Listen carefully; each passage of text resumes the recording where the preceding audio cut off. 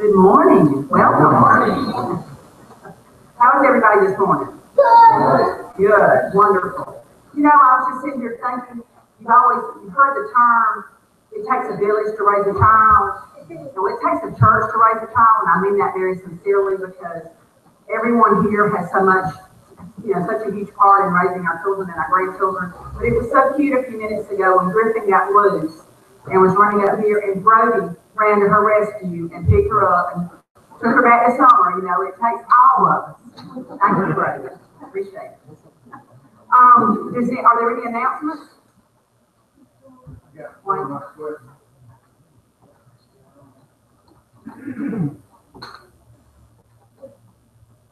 I just got a quick announcement. On the book I was handing out, the church got these, and I want to give these to every family in the church. It's very important that we know about our Jewish roots. As time goes on, the world and Christianity is becoming more secular. If you pay attention to anything, and there's a growing movement to boycott Israel, products made in Israel. If you want to, fine, but don't look at your cell phone, don't get on the computer, don't go to the doctor, don't go to the hospital. Other than that, you'll be okay to boycott Israel if that's how you feel. On the third and fourth Sundays, third Sunday I teach the growth class, and the fourth Donna's Gothic class. The next few months we'll be going through the chapters. This is a quick, easy read. You can read it probably 30, 40 minutes easily. But we'll be discussing it if you're interested in doing that. But I just handed these out because I think it's important to adhere to our Jewish roots and support Israel, especially how things are going in the world today. So that's all that if you need to get one, let me know. I'll give you all mine at church. I don't want to give you too much to do with that choir this morning. Hold on to it. Thank you. Any other announcements? I want to remind everyone to sign the attendance tabs that are in the pews. Okay.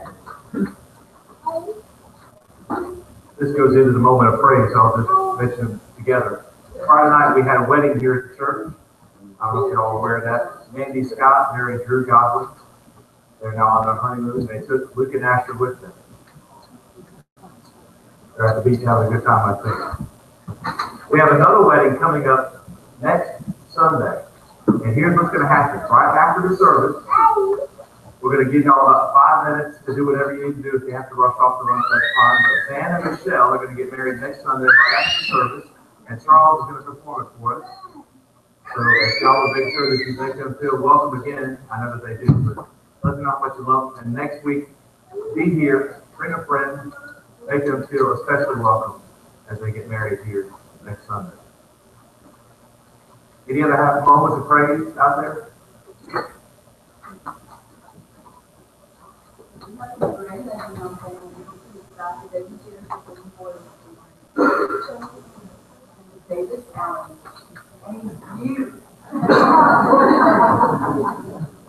So Davis Allen was born this week. Becky is very proud of that. As she should be, yes. Well, I just said that, but Dr. Walker is going to start teaching at the medical school next week, and he's going to have 111 students. So he got big plans. Very good. Any other moments of praise? I'll just do one real quick. This is a moment of praise for me especially. And I'd like to say that I am now retired. But my moment of praise is that Mary Burke is going to be my praise. To be the new choir director in Sumner County, and I'm so excited for her. I'm just keep with the legacy.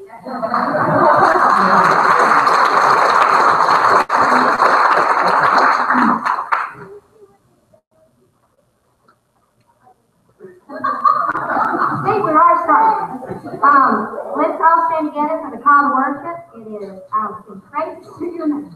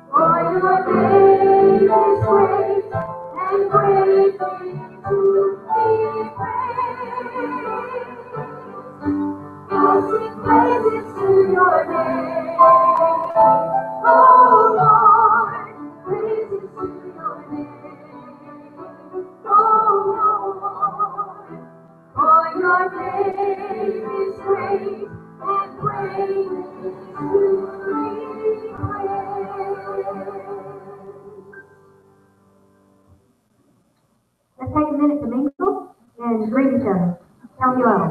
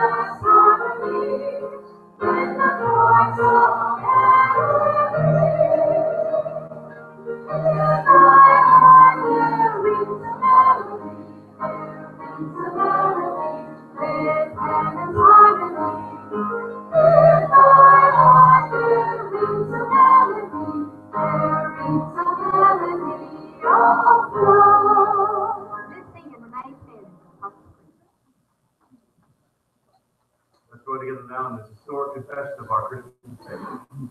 I believe in God the Father Almighty, maker of heaven and earth, and in Jesus Christ, his only Son, our Lord, who was conceived by the Holy Spirit, born of the Virgin Mary, suffered under Pontius Pilate, was crucified, dead, and buried.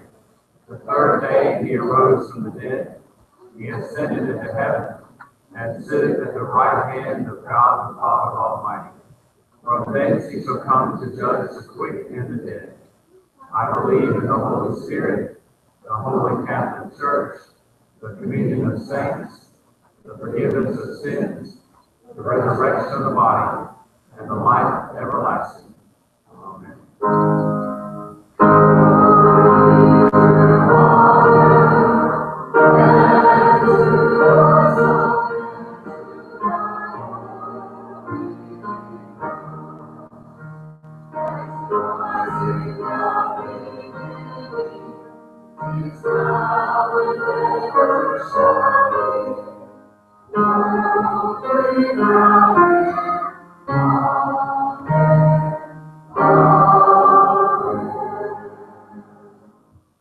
And now to be seated, the children come forward for their time.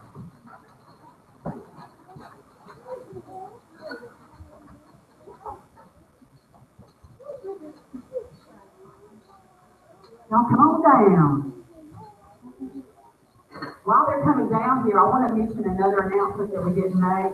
George Avery's Eagle Scout ceremony is this afternoon at 4 o'clock here in the sanctuary. And everyone's invited.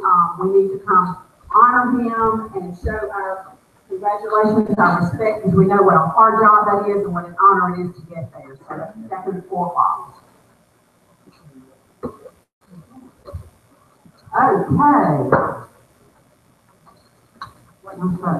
Okay, look, some of y'all are going back to school this week.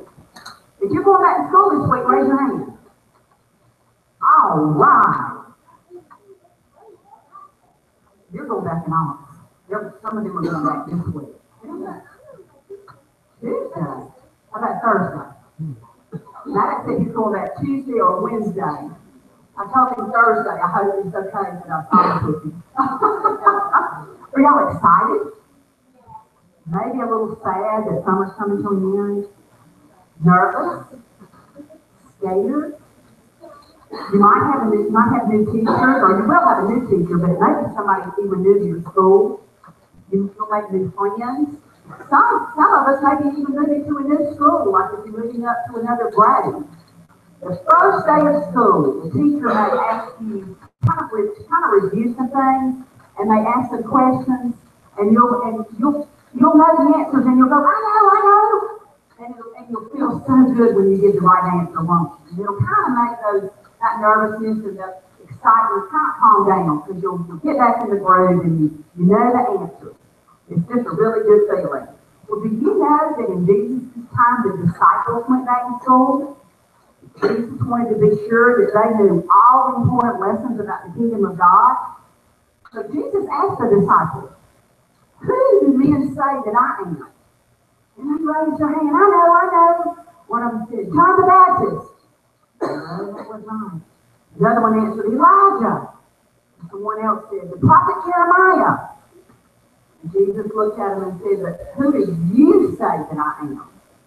And they said, right, Jesus, Christ, the Son of the living God. Very good, Summer. You know that there's people in our world today that don't know about Jesus? Or they may say, who is this Jesus? Tell me about it. And we can tell them that he's Christ, the Son of the living God. What? And Summer said he's sweet and nice. That's right. And we must be ready to tell people about him, hadn't we, Summer? Okay, will y'all pray with me? Dear God, when people ask the question, who is Jesus? Help us to be ready with the answer. In Jesus' name we pray. Amen. Thank you.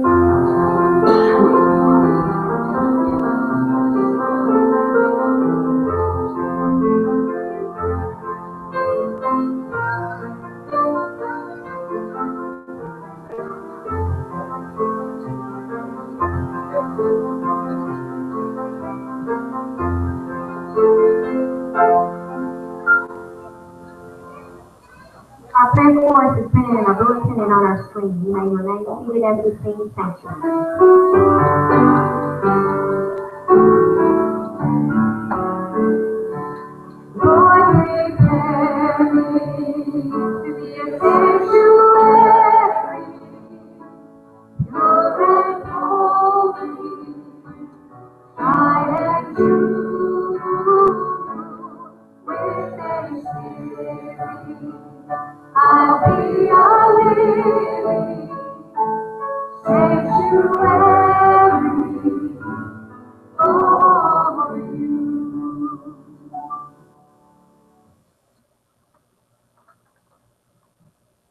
Here are our prayer requests for today. Emily Easton, Eleanor Houston, Missy Moy, teachers and students returning to school, Tina Bird, Brantley Lane, Erin Rogerson, Brandon Harvey, Margie Creel, Unspoken, Beth Pappison, Alicia Sheffield, Israel, families of the Tennessee service members killed last week, Steve Bracken, Joyce Bracken, Sarah North, Bob Dutton, and Joy Dutton, Bessie Lou Swanner, Bert Kelly, Lenny Hawkins, Eleanor Houston, Bessie Lou Swanner, Beth Pattison, Marie Drake, unspoken, friends and family of Carlene and Jean Drake, Lenny Hawkins, Carla Stewart, Renee Harris, Janice Baby, Jim and Judy Blakesley, Linda Smith, men and women of the military, Ashton Stewart, and people who are traveling today.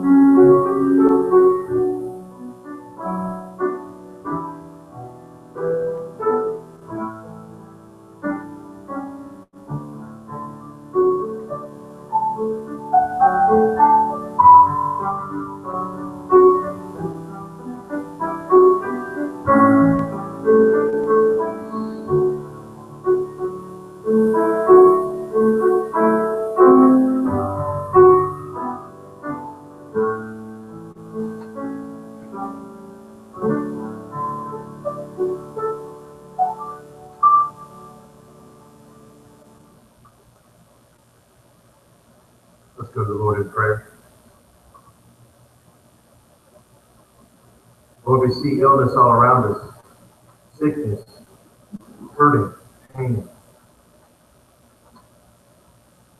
When we see these things, Lord, we recognize that oftentimes it's caused by a human doing things to themselves.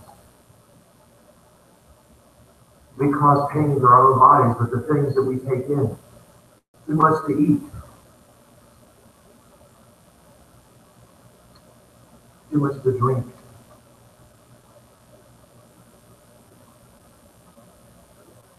Smoking. Not exercising. Lord, we're causing these problems. We're making them happen to ourselves.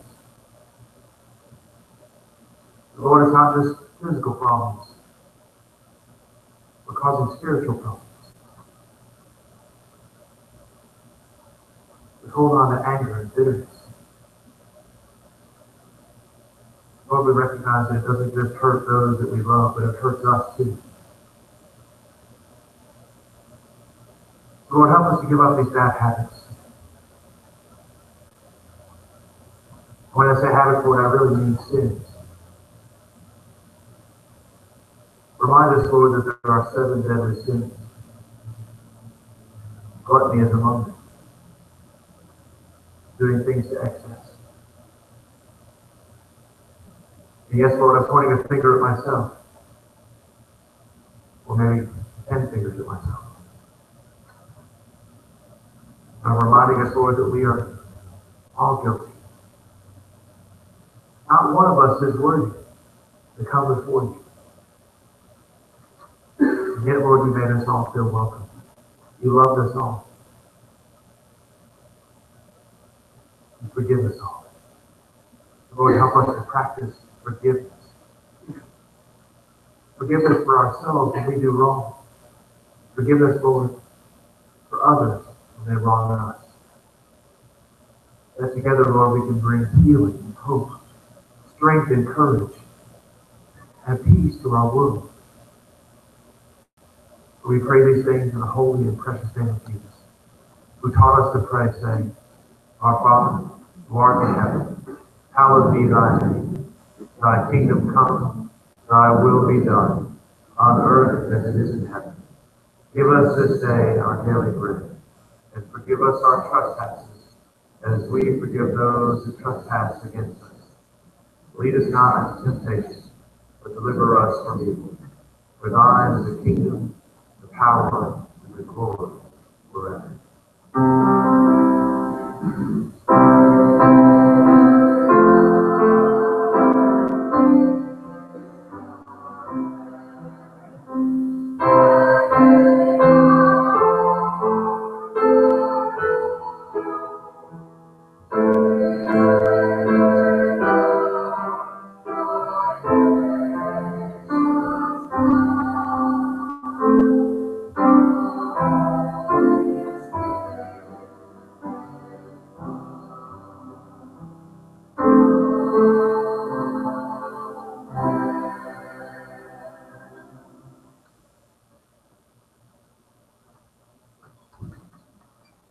the ushers will come down.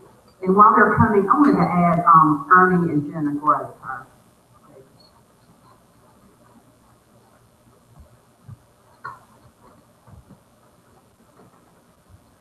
Let's pray.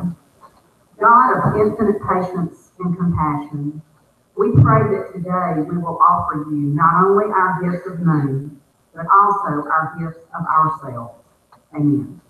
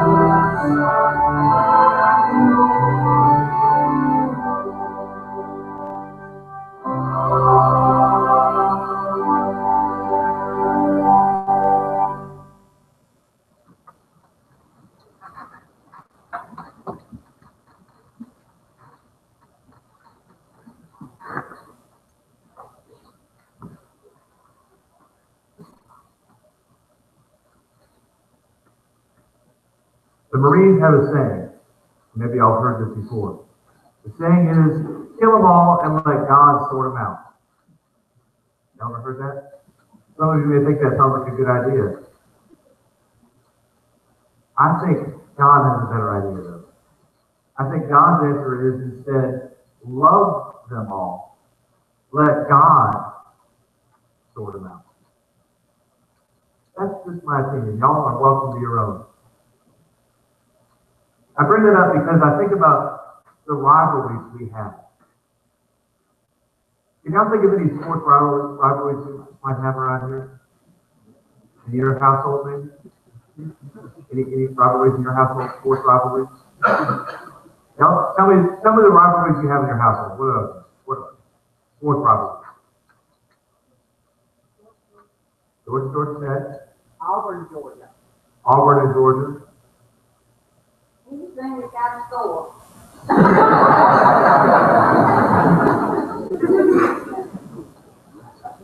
So if there's a score, there's a rivalry. That's telling me, gotcha. All right. How about in politics? Now, don't start name calling. But do we have any rivalries in politics?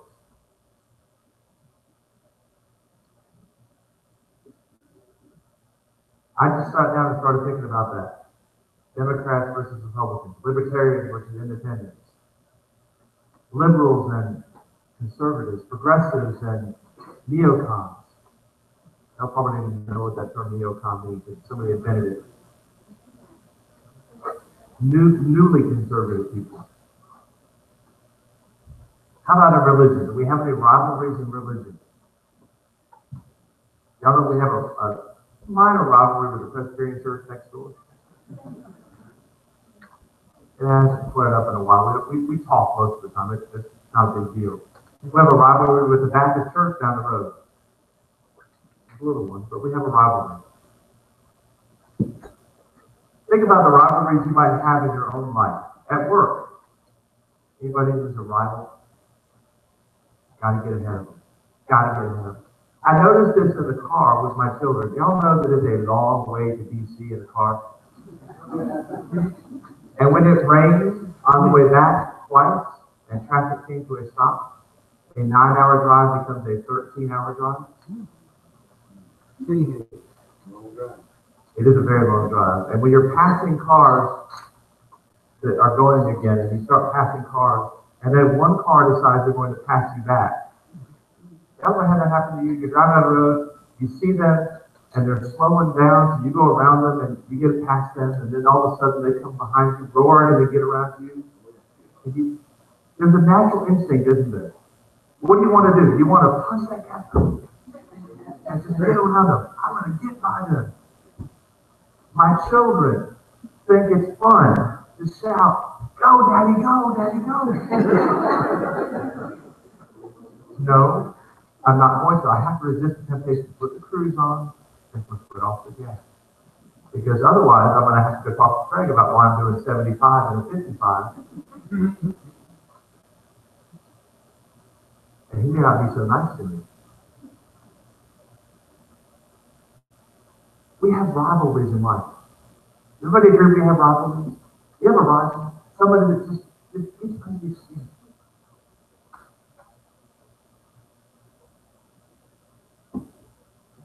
I'm going to say something very clearly here. If you hold a grudge, you are sinning. If you have a rival, you are sinning. I hope I'm as clear as I can possibly be. If you have not learned to forgive and let it go, you are sinning. I didn't make this up.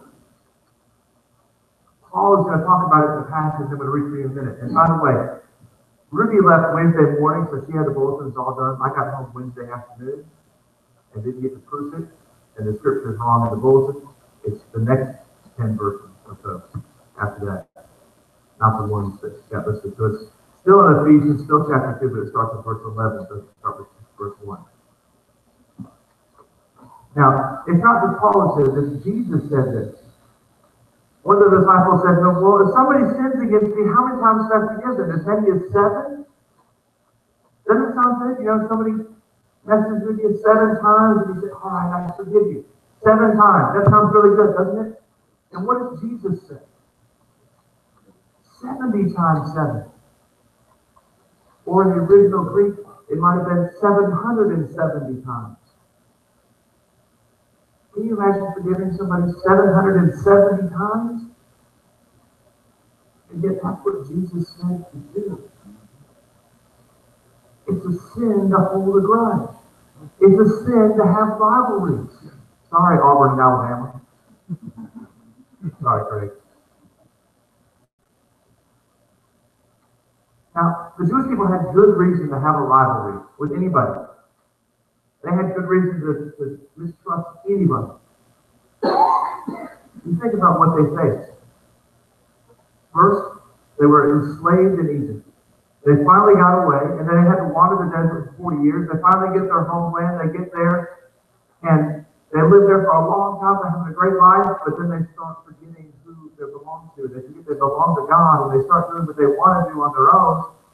And then somebody comes in and conquers half the people, takes them away into captivity again. And then not long after that, another group comes in and captures the rest of them and takes them off into captivity. And suddenly they go from being this kingdom of God to being enslaved people again. And when they finally get back, they can't rebuild as fast as they want, and they don't have this kingdom that they used to have. And then the Greeks come in, and then the Romans come in. They keep being conquered. And then they're scattered. And what we call the diaspora, the dispersion, the scattering of the Jewish people. They're all over the Roman Empire. And when they go to a new place, they gather together. I think of the Jewish people as like the kid on the elementary school playground. The one that everybody picked on and beat up. Don't know the kids who are on the playground and beat up. Teacher sees it happening. Which I know is rare. Not because the teacher doesn't care, but because the kids wait until the teacher's not looking. Turn back. So the teacher sees it and calls the kid over and says, here's what I want you to do. I want you to tell everybody on the playground that I love them. And then I want you to give me a set of rules of who to live by on the playground. That's kind of like what God does. He said to Jewish people, tell everybody that I love them, now go live by these rules. And here's what the kid on the playground did. The teacher loves me. Live by these rules. It's in there in the Bible. Go look it up. And the teacher says, didn't you tell them that I love them? Well, I gave you the rules and wanted you to. But forgot to mention the love. Jewish people did not want anybody else to be loved. Because they've been so tormented. It's hard to love somebody that's been tormenting you. It's hard to love somebody who has been just downright mean to you or enslaved you or tried to kill you or killed your family. Boy, that's hard. And so you can understand why it is that they don't really want to trust what God says when he says, go tell them I love them too. They settled all over the Roman Empire. They gathered into their little collective communities. Kind of like in New York City, if you ever been to Little Italy or Chinatown, when immigrants came over on their ships and they got off at Ellis Island, they began to congregate together in their small areas. We think of Little Italy as a great place to go eat. Chinatown, a great place to go eat. But that was home, that was a community, that was a sense of normal for them. The same is true for the Jewish people when they settled in places like Ephesus or Corinth. They settled and they found a place, a community of believers who were like them. And they didn't want to let everybody else in. And you think about it, we probably wouldn't either.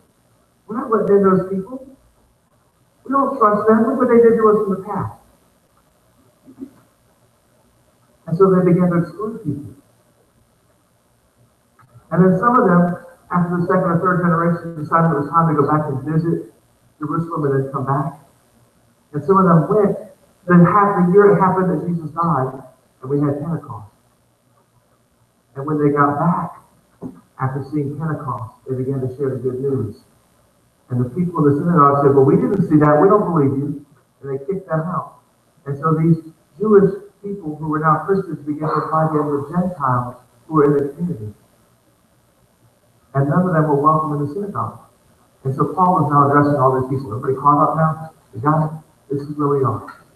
So turn with me now to chapter 2 of Ephesians, verse 11. So then remember that at one time you Gentiles by birth, called the uncircumcision, by those who are called the circumcision, a physical circumcision made in the flesh by human hands.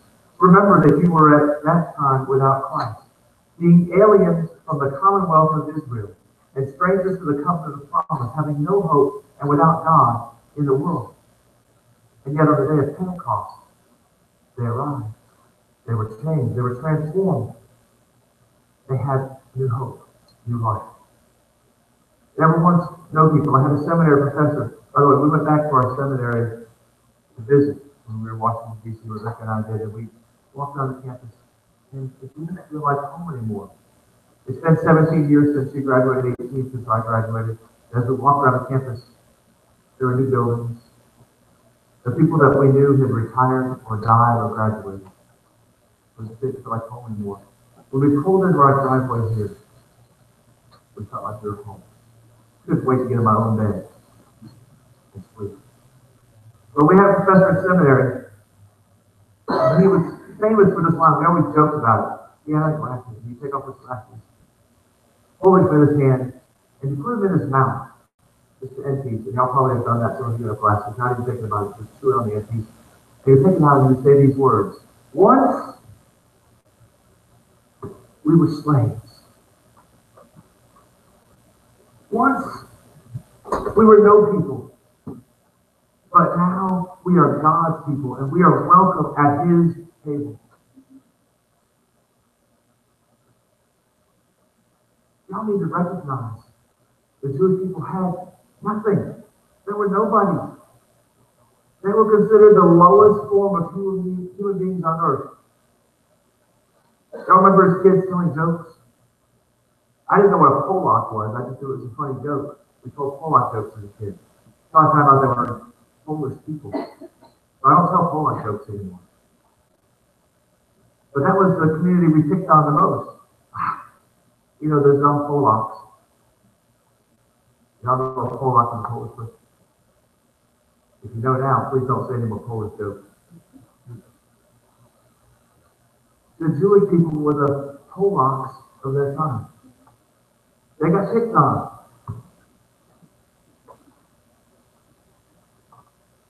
And so Paul is addressing these people who are not welcoming the new Christians.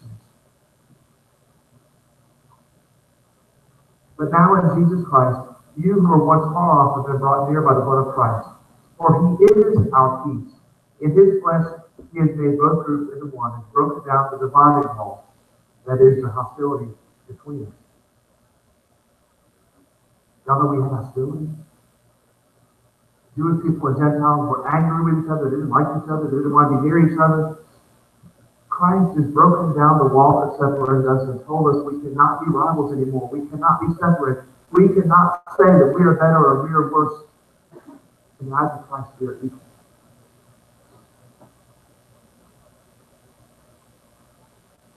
It's hard to let go of a grudge. It's hard to let go of the reality of what they've done to us. But what have we done to them? Oh, we're just responding to what they did to us. And now the other side said the same thing. Oh, we're just responding to what they did to us. You see right there? No matter what side you stand on, you're just responding. Why not if we responded in love instead? Rivalries are not new. Y'all know that rivalry is mentioned in Genesis? Cain and Abel. The first two boys born had a sibling rivalry. Grudges are not new. It's hard to get rid of that wanting to get revenge. Portraying our enemies as the evil incarnate. Look at them, they're evil. Can't you see it? But Christ said no. And Paul reminds us now in verse 15. He has abolished the law with its commandments and ordinances, that he might create for himself one new humanity in place of the two, thus making peace. Jesus had to overcome the law, not because the law was bad, but because they were using the law as a bludgeon. That child on the playground. Here's the rules, live by that. God loves me. See you. That's what they did. Instead of God loves us all. Or we start making one sin worse than the other. We still have this going on today. Just so I'm not picking at any group of people, I'm going to go to a fictional book for you. There's a book called Home to Harmony. Anybody ever read Home to Harmony? Philip Gully. Nobody? Good. Go home and read it. It's funny. You'll like it. You'll laugh. You might even see some folks that you recognize in there. The story is... Hello? All right. Just fluke, huh? All right. Well, the story is this. Sam moved back to his hometown of Harmony. And he's been a pastor in another community, now he's home. And he's at his home, and the pastor who's there dies. And they ask Sam to come back and be the pastor of his home church. And now they introduce the characters of his church. One of the characters is named Fern Hampton. Fern is a Sunday school teacher. She's a school teacher. And she has very definite opinions about how things should be. And so the author quotes her in this. In her opinion, Jesus is just a little bit too quick to forgive.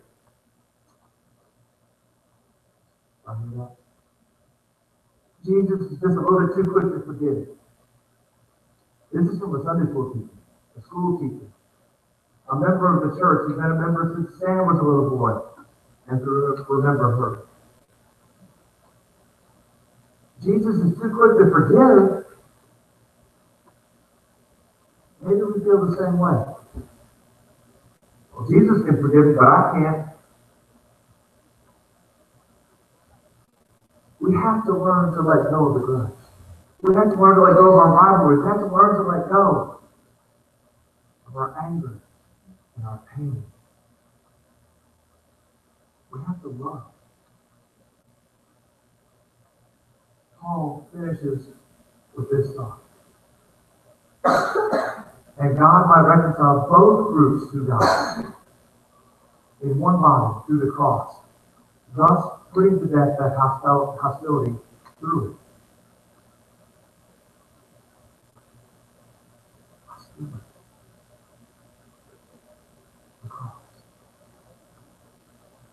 We have a cross. Christ died on this for us. Not so that we could hold a grudge, not so that we could be rivals, not so that we could pretend to be angry forever. But to let go. What did Jesus say on the cross to God about the people who were doing that to him? The very people who had nailed him to the cross, the very people who had tied him on there, the ones who put a crown of thorns on his head, who gave him the hyssop on his stick, filled with sour wine. What did he say? Did he say, God did him? Did he say, God sent down legions of angels to rescue me? He said, Father, forgive me. We who are called to be the people of God, who are called to follow God, need to let go of our rivalries and grudges. I was talking with somebody the other day, and we were sitting in a group, and I recognized that we'd invited different people to come to the twins' birthday party that we had yesterday. Sorry I didn't invite everybody, but big fun isn't that big. And I thought for a minute, does everybody know each other? And then I turned to one of the people and I said, I've learned that you can't talk about people because everybody is either related or has a rivalry. It's time we put aside the rivalry. It's time we put aside the grudges. It's time we put aside everything but Christ and forgiveness.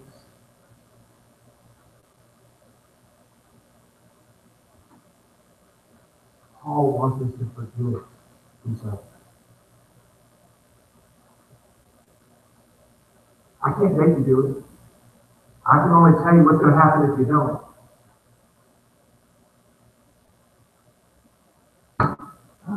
Jesus tells a story. A man goes to see the king. The king says, you owe me 10,000 denarii. That's 10,000 days' wages. That's a lot of money. And the man begs and pleads, and the king says, I forgive your debt. Then he goes outside and he sees a fellow slave, and he grabs him and he beats him. And he says, you owe me 100 denarii. And the man says, please forgive me. I'll work it off. And what does the first man do? He throws him into prison. And when the king hears this, he says, not only is your debt not forgiven, now I throw you into prison. If you can't forgive your rival, if you can't forgive those who held a grudge against you, if you can't forgive those on earth, how in the world is your Father in heaven going to forgive you?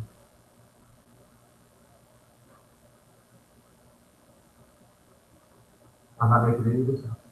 I'm just telling you the truth. It's time we lay aside the grudges and the rivalries and just love and forgive. As we sing our closing hymn, I invite you to come to the altar. You can come and just pick up one of these papers we have from the prayer request from yesterday.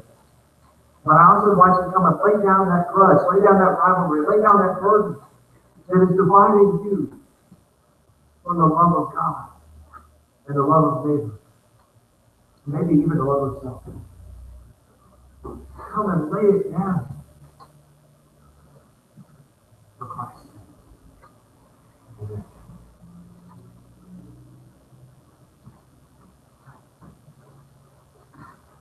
Let's stand together and sing our closing hymn, His Blessed Assurance, on page 369.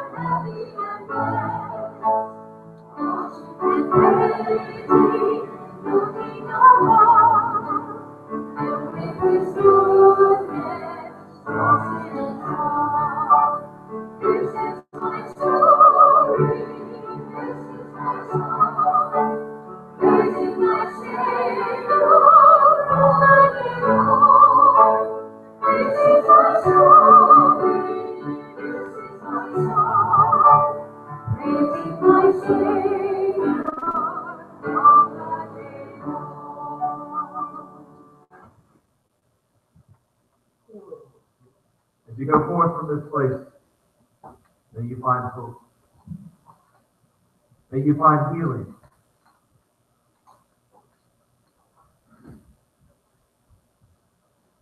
May the brokenness that is within all of us be healed as we forgive one another. Let go of our rivalries and our grudges and live in Christ. Go now in His peace. Amen.